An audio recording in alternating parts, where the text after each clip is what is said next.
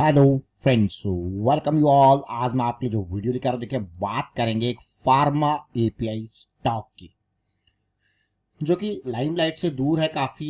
एक बहुत बड़ी रैली के बाद एक बड़ी गिरावट भी इसमें देखने को मिली, लेकिन उसके बाद थोड़ा सा पॉजिटिविटी इसमें ज़रूर देखने को मिली है। आज कैसी सिचुएशन पे है इसको देखेंगे, समझेंगे, और किस तरीके से सिचुएशन बन रही है, किस तरीके से मोमेंटम दिख रहा है या नहीं दिख रहा है, उसको समझने की कोशिश करेंगे इस छोटे से वीडियो में।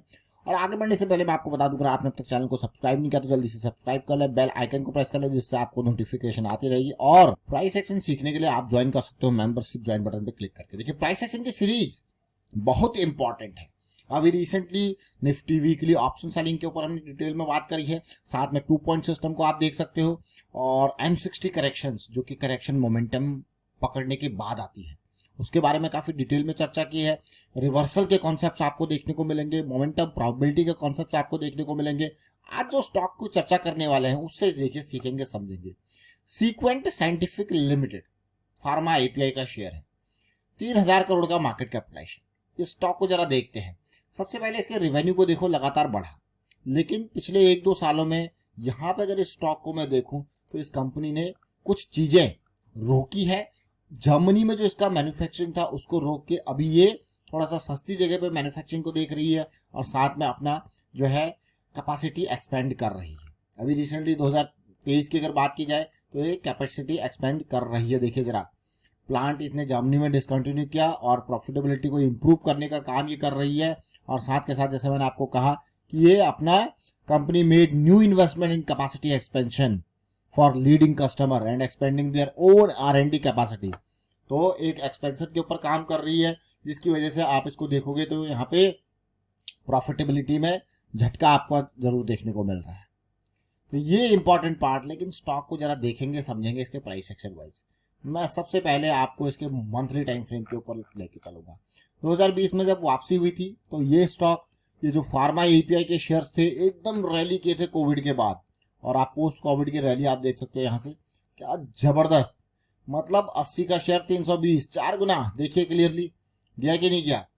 उसका इतनी बड़ी रैली होती है तो करेक्शन भी एंटिसिपेटेड होती है, और बहुत ही बेहतरीन क्वालिटी की करेक्शन मैं कहूंगा इसको। देखिए बिल्कुल इन जोन्स तक की करेक्शन आई है, उसी जोन्स तक जहां से रैली हुआ था। लेकिन फिर से ये स्टॉक ने पिछले कुछ टाइम में जबरदस्त वाला मोमेंटम पकड़ा, जरा ध्यान से देखना।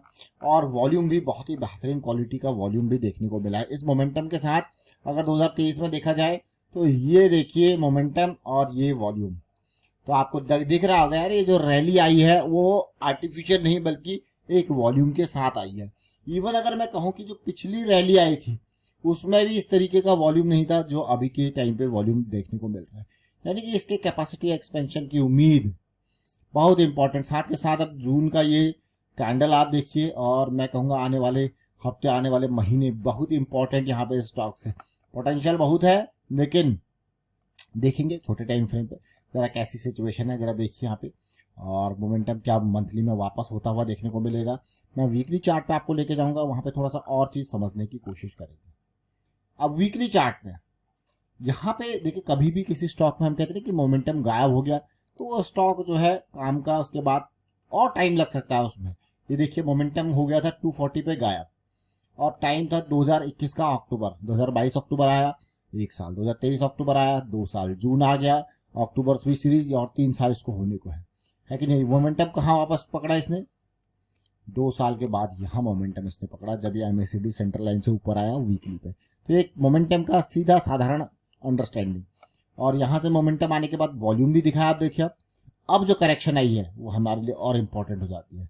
क्यों? क्योंकि ये करेक्शन जब यहाँ पे रिजॉल्व होती है तो एक लो रिस्क की अपॉर्चुनिटी तैयार करती है, तो इसलिए ये करेक्शन इंपॉर्टेंट होती है। और ये इलेक्शन रिजल्ट वाला रिजेक्शन बहुत इंपॉर्टेंट। तो सीक्वेंट साइंटिफिक। लेकिन एक और इंपॉर्टेंट लर्निंग जिसके बारे में हम बात करेंगे, 2 पॉइंट सिस्टम। अगर आपने अभी तक देखा है, नहीं देखा है, तो मैं आपको कहूंगा उसको देखिए।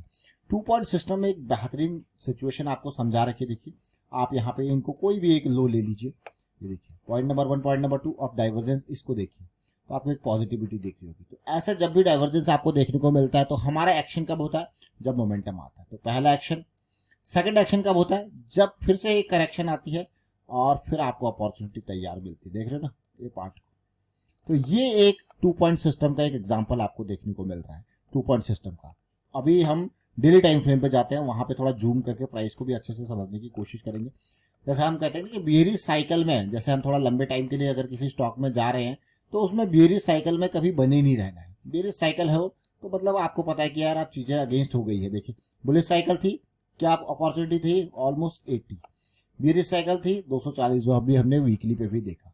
तो 80 से 240 3 गुना हुआ। ऑल्दो ये गया कहीं काफी ऊपर तक देखिए, लेकिन आपने कहा नहीं मेरा तो यही पार्ट है, आपने 3 गुना करके निकल गए। अब बियरिश साइकिल थी, कितने टाइम बियरिश साइकिल रही अभी हमने वीकली में डिस्कस कर ही लिया। लेकिन अगर आप यहाँ पे देखोगे तो ये और जल्दी आपको देखने को मिल रहा है बियरिश साइकिल स्टार्ट होते। बुलिश साइकिल स्टार्ट हुई है, थोड़ा बियरिश टर्न हुई थी, अब वापस बुलिश में टर्न होता हुआ नेक्स्ट जो रोल है आपको देखने को मिल रहा है कि नहीं है।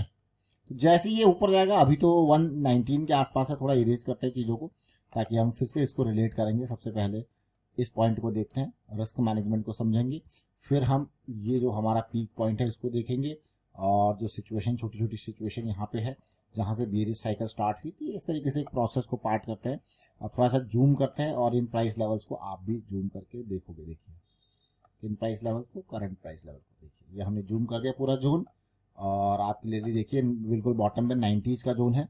और अभी अगर मैं यहाँ पे देखूँ, ये देखिए ना 126 का ये लेवल है जो हमारे लिए फर्स्ट है। 154, अब इसको थोड़ा सा यहाँ पे देखिए 154 ये सिचुएशन है, और रिसेट करते हैं जूम को, कुछ ज़्यादा ही जूम हो गया तो ये देखिए, फिर से सेलेक्ट करते हैं अपने इस जोन को ताकि आपको ये जो नंबर्स है ये देखने को मिले, आपको आइडिया लगे कि हाँ कैसी सिचुएशन पर अभी हम हैं। तो हमने क्या कहते हैं यहाँ पे 126 के आसपास है। डीप रिस्क की बात करें, इमीडिएट रिस्क की बात करें, जैसे ही पॉजिटिव आता है तो इमीडिएट रिस्क, डीप रिस्क, और ये लेवल देखिए। अब प्राइस एक्शन का जो प्रोसेस का पार्ट होता है वो प्रोसेस में कैसे एक ऐसा देखिए सीधा आसमानों पर चले जाता है, अपॉर्चुनिटीज मिलती रहती है। हाँ यही तो एक प्राइस का हायर है, हायर लो का फॉर्मेशन है। ये सिचुएशन आपके सामने चलती रहती है और पोटेंशियल आप देख सकते हो क्लियरली आपको जो देखने को मिल रहा है। तो ये छोटी छोटी चीज़ें जरूर है, लेकिन मैं कहूँगा बहुत ही महत्वपूर्ण चीज़ें हैं, और यही चीज़ें हमें ढेर सारी चीज़ें सिखाती है। तो इसीलिए प्राइस एक्शन को समझना है और प्रैक्टिस जरूर करनी है। देखिए 165% का पोटेंशियल आपको देखने को मिल रहा है, ये तो बस पार्ट है, प्रोसेस का पार्ट है। इंपॉर्टेंट है रिस्क मैनेज करना। तो मान के चलते देखिए रिस्क मैनेजमेंट की अगर बात आ रही है यहाँ पे, मान के चलते कि मैं स्टॉक में 130 पे एंट्री ले रहा हूँ, ठीक है। अब रिस्क मैनेजमेंट में मेरा डीप स्टॉप लॉस लेके चलते हैं 90 का। अब मुझे दिख रहा है कि यार 30 पॉइंट पर शेयर का रिस्क है, 30 पॉइंट, क्या मैं 3000 का रिस्क लेने के लिए तैयार हूं? अगर हाँ तो मैं 100 शेयर के साथ जाऊंगा, अदरवाइज मैं पोजीशन के साइज को कम करूंगा अपने रिस्क के बेसिस पे। तो रिस्क मैनेजमेंट हमेशा प्रायोरिटी पे रखना है। फिलहाल वाइंड अप करता हूँ वीडियो को, आप शेयर कीजिए, लाइक कीजिए, प्राइस एक्शन सीखते रहिए, प्रैक्टिस करते रहिए। आज हमने बात करी है सीक्वेंट साइंटिफिक की। And thank you for watching the video.